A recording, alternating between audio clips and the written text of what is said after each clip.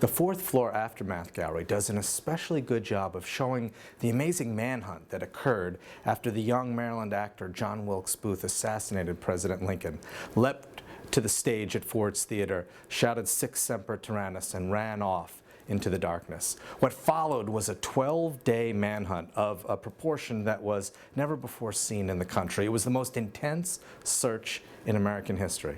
A fascinating story full of relics and information, and by the way, not involving a lone gunman, but a complex web of conspirators that the government was trying furiously to uncover. It's one of the great real crime dramas in American history. And these exhibits have interactive displays and amazing visuals with audio support that provide a real sense of what was happening in those 12 days.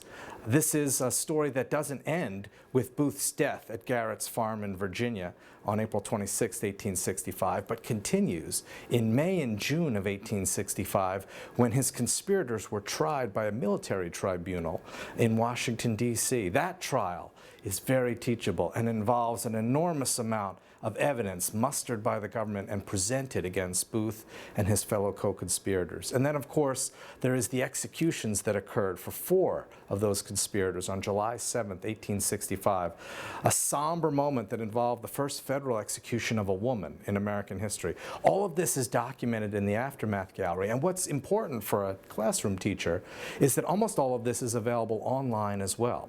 Some of the relics are incredibly powerful. For example, John Wilkes Booth actually kept a diary during his 12-day manhunt, and in that diary he recorded his perspective on things, which will shock some students and fascinate them. He thought he had killed a tyrant. He compared himself to Brutus killing Caesar. He was shocked that he was being treated as a common cutthroat criminal. He said, "I struck for my country."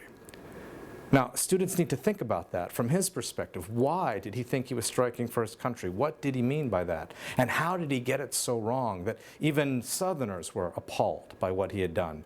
This is a good moment for classroom teachers to engage their students in historical imagination. Likewise with the trial. Trials are always a good platform for a creative reimagining of history. The mock trial of the Lincoln conspirators is one of the best platforms for a historical trial in American history.